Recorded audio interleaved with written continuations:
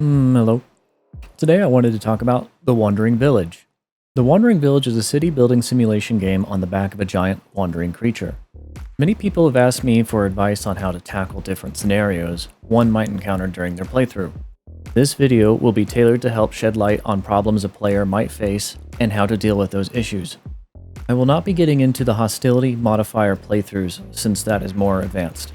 If you want to see a video made specifically for how to survive in those scenarios, let me know down in the comments and I will consider making a video.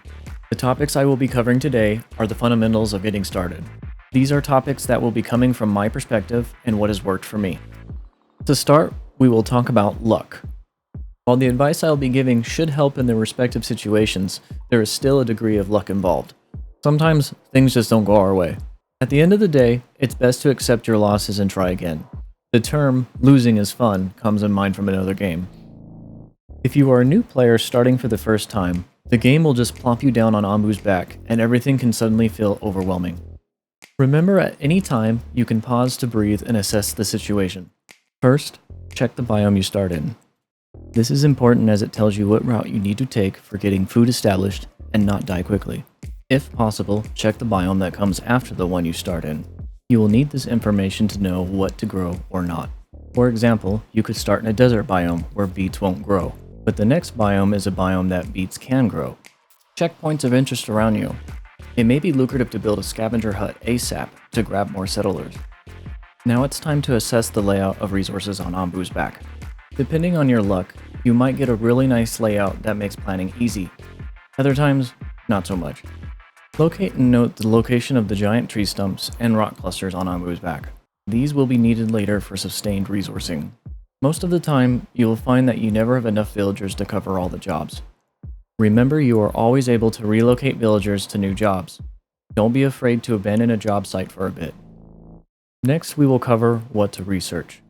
Research is the most important thing for survival. Enough so that you could even make a second research building and staff it early. I recommend focusing on the survival of your villagers over Onbu's health to begin with. Onbu won't need anything for some time. New crop research is always a safe route to take. I tend to follow the same research path during each playthrough since it has worked well for me. I will start with the scavenger hut, then the kitchen, followed by the village doctor. Depending on how fast those are researched, you should be in another new biome at this time.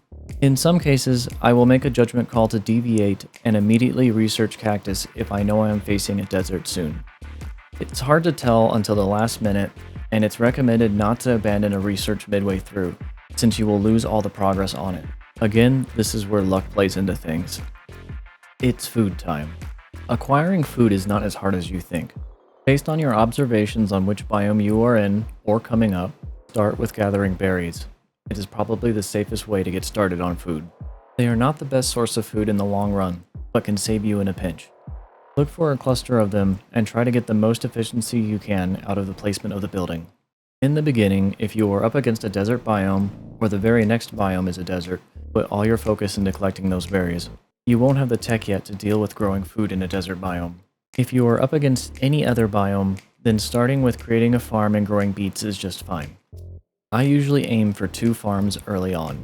One thing you can also build early on but not staff immediately is a farm on dirt to grow mushrooms. This is about the only Onbu thing I would recommend starting early on over any research for Onbu. Also, remember to build multiple wells. Water supply is key. Now, let's talk survival. There are a few things to consider for the survival of the colony. When moving forward and food is established, you will want to plan out your future when looking through the tech tree. Let me clarify again that anything to do with Onbu I consider secondary. Don't immediately gun for Onbu buildings. You will begin to struggle if you put too much attention towards Onbu early on. For now, focus on getting scavenging operational. This not only can create a steady flow of random food or supplies, but you may get the opportunity to bring home more villagers.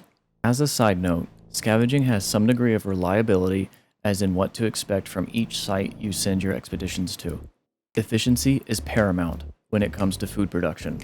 After the scavenging hut, get a kitchen built ASAP and begin processing your produce into proper meals. This tends to be the second thing I ever research. Medicine production would be good to establish once you have gotten more villagers. Research the village doctor after your food-related stuff is done. Also, build an herbalist and start growing herbs. That way, you will have meds ready to go as soon as a doctor is built.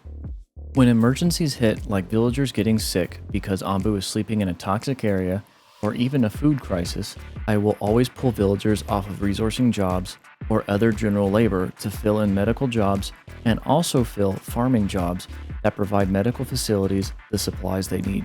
Never skimp out or cut corners when you need to secure your survival. If you need more doctors, then max staff that building.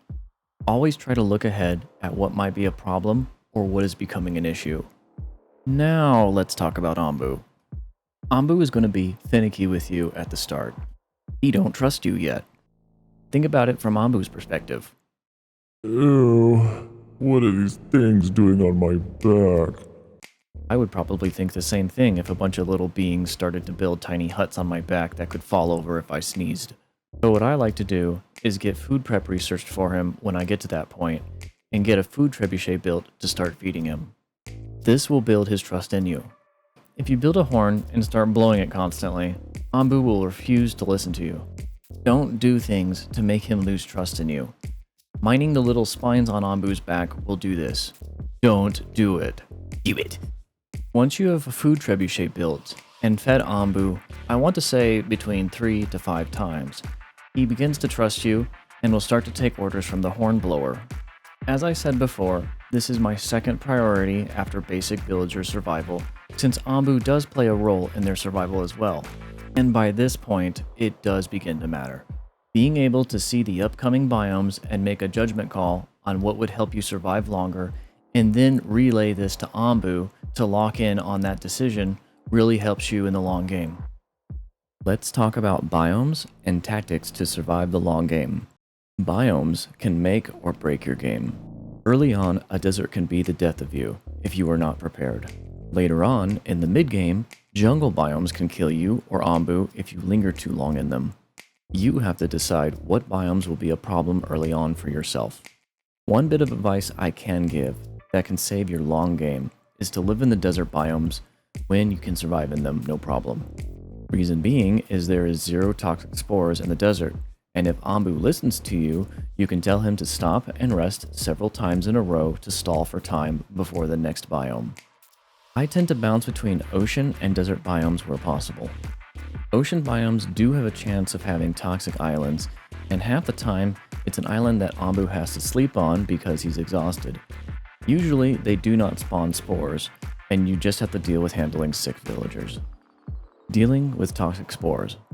The toxic jungle can spell certain doom if you are not prepared by the time you run into one. There are certain things you can do, but most of the time, if you don't have the right research and facilities unlocked, it's probably the end. But the question is when to research these things. This is definitely a mid-game tech. You need to research 5 techs to have the bare minimum to survive a spore infestation, and even then, that might not be enough if you've had no time to stockpile and process the resources needed to fuel these facilities. For me, this is probably the 4th on my priority list. As mentioned earlier, I tend to stay in biomes like the desert for as long as I can to give me more time in research and preparations.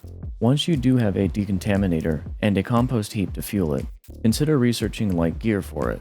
This will speed up the workers and put out the infestation faster. I highly recommend building a second decontaminator when you can. Usually, if I spot that I'm about to hit a toxic forest, I pull everyone off the jobs to fill the decontaminator, doctor, and even herbalist jobs to ensure I have a steady supply of things to protect my villagers and Onbu. One last thing about moving through a toxic jungle. Have Onbu run through them. The longer you take to get through the forest, the more damage they do. And this should be the basics to help you get off your feet and keep both your villagers and Onbu happy. If you want to see all this in action, please check out my series I have been posting on my short playthrough with Hostility Modifier difficulty settings. This will give you more insight on higher level gameplay decisions being made to combat difficult situations. I struggled a lot in the middle of that run, mainly due to bad luck. In the end, I overcame the challenge and unlocked the next difficulty settings. I hope you enjoyed this video. If you stayed and watched the whole thing, I really appreciate you and the support this provides my channel. As always, I'm Paden Sturtevant, and I will see you in the next video. Take care and stay safe.